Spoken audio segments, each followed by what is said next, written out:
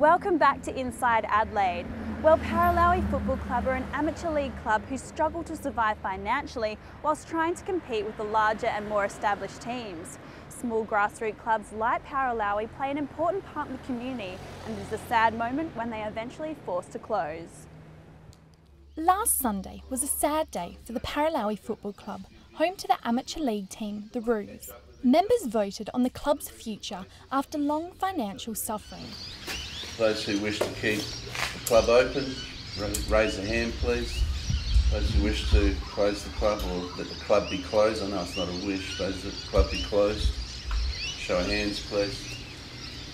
And today will be officially the last day the club will be open. The club has played a major role in the lives of all the members and has benefited the wider community. I have two people here that I'm the godfather to their children, and I hadn't met them until I come to this club. So there's a number of us that have bought houses close to the club because we were so attached to it. So obviously, it's going to leave a hole in a few people's lives, and there's a lot of kids and a lot of blokes out there that probably don't have anything to do on a Saturday now because they don't have a club to play for.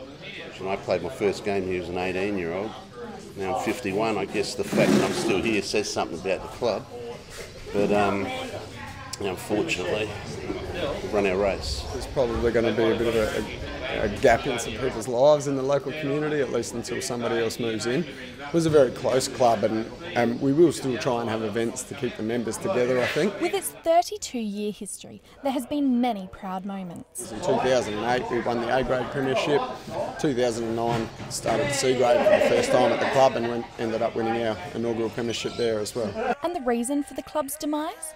Not being able to compete financially with the larger clubs in the area and not enough support. Competing with local clubs that have got poker machines makes it hard to attract people and get people to stay here and spend their money at the club. Also volunteers, it's just very difficult. For the last probably 6 or 7 years we've struggled to get a decent amount of volunteers to be able to go out and seek sponsorships. While they're out chasing the dollar, we're just a small club, we can't afford to pay people.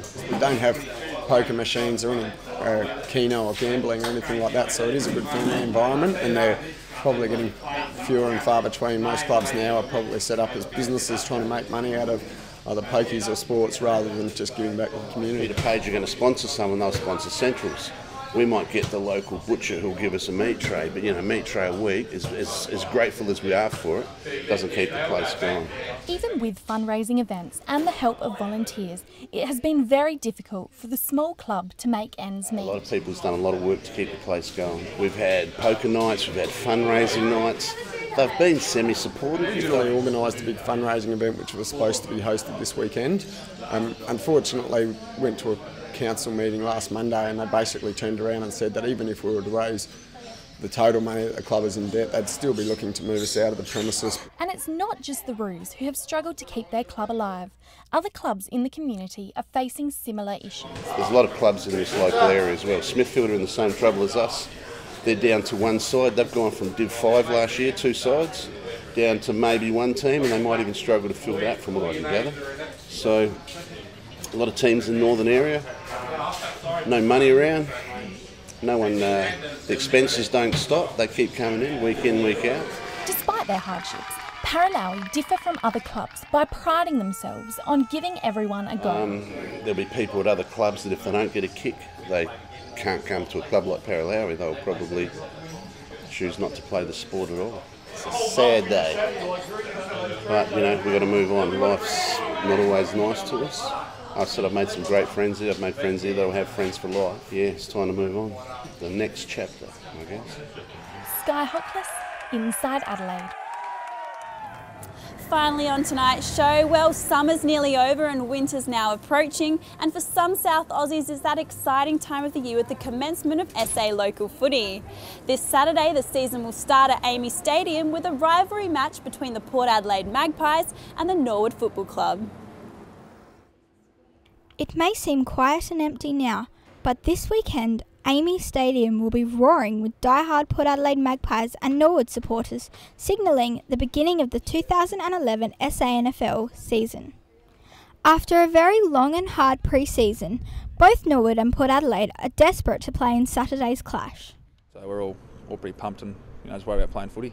Really excited to get into it and start playing some important games for points. The match will begin at 11:15 Saturday morning and will act as a curtain raiser to Port Adelaide Power's first home game of the AFL season against the West Coast Eagles. The SANFL's decision to introduce curtain raiser games came shortly after the successful merger between the Port Adelaide Magpies and the Port Adelaide Power, forming the One Port Adelaide Football Club. We thought it was a perfect opportunity to showcase two of our huge rivals at Amy Stadium. The curtain raiser match is a chance for both Port Adelaide Magpies and Port Adelaide Power supporters to come together. You know, the Port Adelaide community can now support both clubs equally. Norwood, however, are not feeling too positive about the curtain raiser. Not perfect for us as a footy club or for our supporters, being before a Port game, but you know, we need to support Port Power and we need them to be successful. If they're successful, we're more successful as a competition. Not overly excited about playing at Amy Stadium. I think we should probably be playing here at Norwood Oval so I can get a really big crowd. The Magpies are hoping to bounce back from a disappointing season last year. Players are now another 12 months experience, another full pre-season behind them, so I definitely think this year is going to be a lot more successful than last season. Narrowly missing out on becoming last year's premiers, Norwood believe they are an even better chance to not only make this year's grand final, but win. If we can consistently bring the ball into our forward line and be more effective and convert more goals, then that'll certainly help. SANFL has been a part of the South Australian culture since the 1800s, offering a great close-up atmosphere. We've got a great brand. We cater for the whole market, for young people that want to come out to watch the night games, and not only the night games, the Saturday afternoon and our Sunday fixtures. We have some great players running around and a very competitive competition. Daniela Abracevento, Inside Adelaide. Well, that's all we have time for, but thanks for joining us for the last 9 weeks as we've brought to you stories that matter most to you and your community. We hope you've enjoyed watching just as much as we've enjoyed making it, but for now, I'm Ella Germain. See you later.